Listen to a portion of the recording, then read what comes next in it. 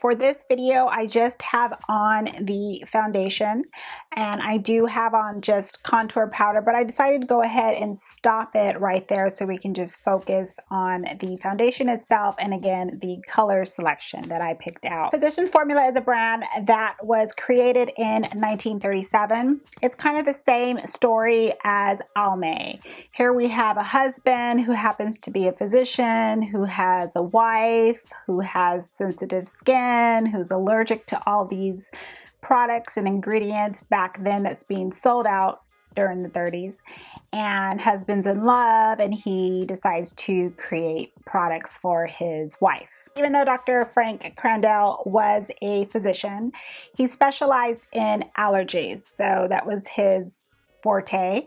And again, he created cosmetics for his wife, allergies and sensitive skin. Now, back then in the 30s, the brand started to really get a lot of recognition because it was being recommended by the plastic surgeons, the dermatologists out in the area. They were telling their patients about this brand, that if you have sensitive skin too, these are the complexion products that I would recommend you try. So that's how they kind of really started to get their name out there and start to grow. Now, from the beginning, Physicians Formula has always marketed their products, and their overall mission is we are going to create products that are hyperallergenic, they're tested by the leading dermatologists, and they're not going to have harmful ingredients. The brand has actually excluded 130 irritating ingredients from their product lineup. So those ingredients will not be in any of their complexion products.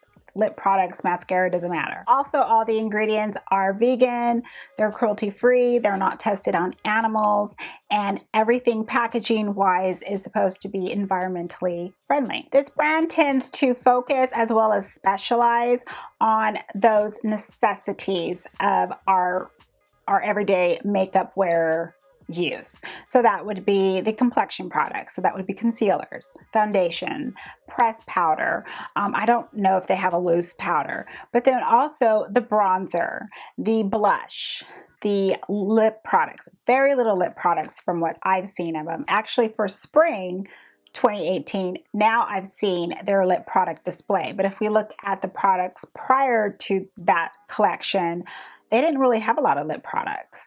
And then of course, mascara. So just everyday basic necessities for a natural makeup look.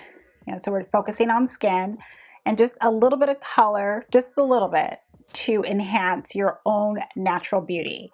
But it's not, again, going with any of the trends. So we're not seeing, or I have not seen anything where it's bold and loud colors and just crazy techniques, or however you want to think of it. They're just that brand that just kind of separates themselves from their competitor.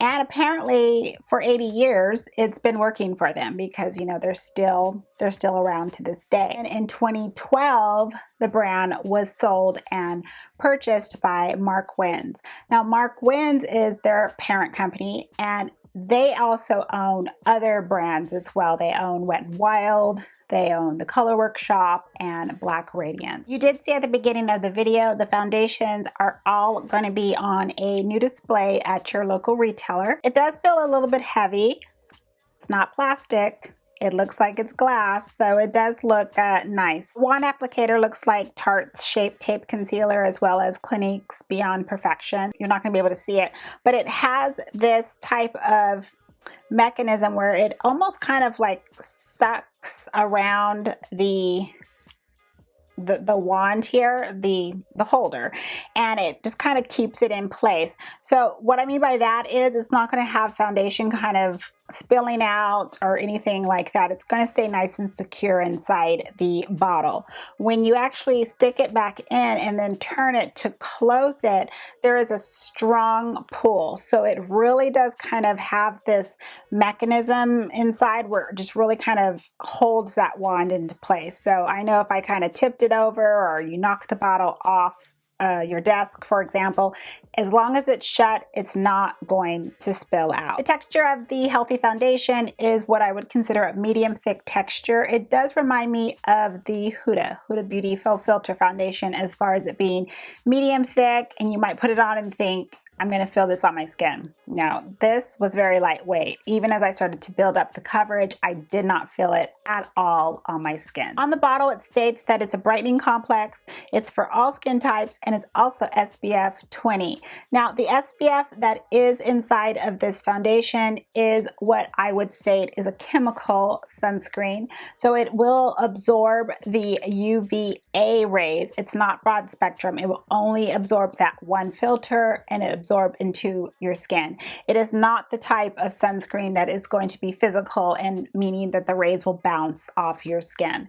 Please, if you do use this foundation or any of your foundations that have SPF, please do not rely on your makeup to give you that protection. Make sure you're wearing sunscreen first and then proceed with your makeup as usual. I always want to make sure I mention that. Since I wasn't able to find really any information online about this foundation since it is so new, I have to go by what is on the actual display. So at the front of the display, it talks about the skin care ingredients that are added, the hyaluronic acid, a couple of herbs, how that is supposed to be for your skin, like the benefits for that. And then it goes into actually the foundation claims. So it states that it's lightweight, it's going to be brightening on the skin, which those terms to me would mean that, okay, this foundation is probably going to be more of a dewier type finish, a radiant finish on the skin. Day one of wearing this foundation, I wore it with no primer. I always wear no primer with any of the foundations that I'm testing for the first day. I want to see how it's going to react to my skin and how my foundation is going to perhaps maybe change or not change with my own natural skin oils. I didn't have any type of skin allergy. Again, there's no scent, so I didn't have any discomfort with that. It was lightweight. It did not change in color. I did see where I would consider it to be areas in which it looked, you know, a little bit more dewier than how it normally would look if I had a primer or perhaps happened to, you know, set the foundation with powder. So that was day one. Now, day two comes, and that's where I want to go more in depth about the foundation. So I start to add in my usual products that I would wear. Now, with me, it changes every day. I wear a different primer every day. I wear different products pretty much every day. So for day two, I like to use kind of a primer that I tend to use often. So I did pull that one out. Again, everything was the same with day two as it was as far as for day one. On day two, I felt that as far as a wear, it did last throughout the day. On me and my skin, it's pretty rare for a foundation to look pretty bad at the end of the day. It's got to be something where I am just noticing it right away in the mirror. And what I mean by that is breaking up in certain areas, something has come off, something just is so noticeable on my skin because it's not usually like that. I do a skin prep. If you've been a watcher of my channel, skincare is key to me. So I take such good care of my skin. I also prep my skin. Then I apply my complexion products and, you know, I set it and so forth, that it usually always ends up at the end of the day. It pretty much looks the same. If there's any type of a difference, it's a little bit more dew is showing, you know, at the end of the day, which is fairly natural. Your skin oils are coming through. But then I don't tend to blot that often. It's just not a concern to me. So I look for those areas when I'm doing that type of foundation wear test. I kind of look and I'm thinking, where is it that's very noticeable? So with this foundation, I didn't really see that. And I just saw extra dew, or what I would consider extra shininess, just in the typical T-zone. Now, I want to talk about the coverage of the Healthy Foundation. This is where it surprised me. I just felt that with the fact that it's a brightening type of foundation, that it probably wasn't going to offer a lot of coverage. That was just my own assumption. And it proved me wrong. With the first application, it started to build up to a medium coverage. This foundation, first application, is starting to build up in coverage. I can see it start to cover up any of my dark marks. So for my skin, that's really all I have to cover up. And so I'm just testing and seeing, okay, is it starting to cover up those dark marks? And it did. It builds up to a medium coverage. Now, you can go in with a second coverage application, which is what I also did with this brush, but I only go in on those areas where I want to further cover. I felt I didn't need to pull in any concealer. You can if you want to, but I was fine with just the overall appearance of my skin. So I feel this coverage is medium and it will build up to full. Anything major, I can't speak on that because I don't have active breakouts or so forth, but I feel for minor skin irritations, hyperpigmentations, you are safe to go with this foundation as far as that medium to full coverage. The next 2 days, what I used was just the Beauty Blender, and I wanted to see how that finished would look on my skin, and also would it start to build up. It pretty much stayed at medium coverage with the Beauty Sponge.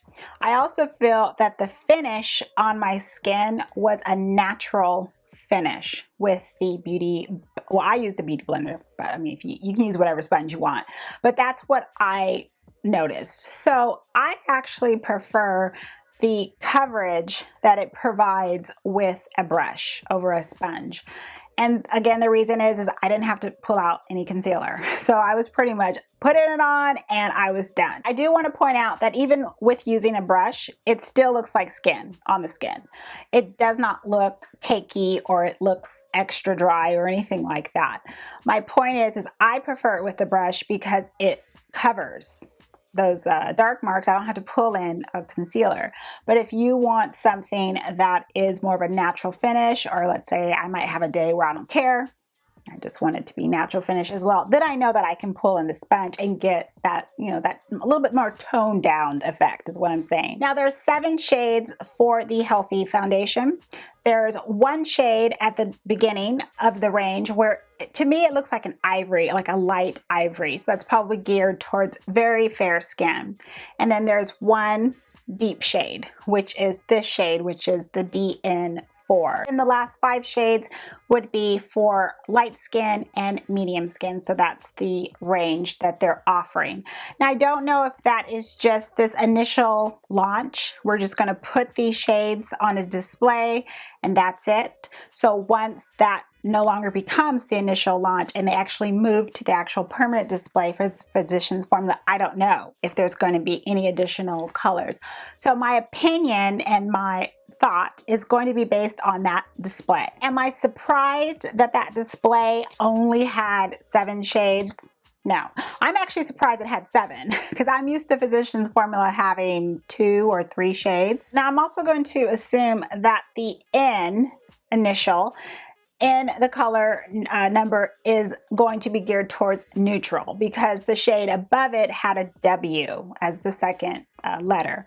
So that's probably for warm. Because I noticed that it was just a little bit slightly off, I knew that a drop of the olive would neutralize, basically the green that's in here would neutralize out the red that's in this foundation.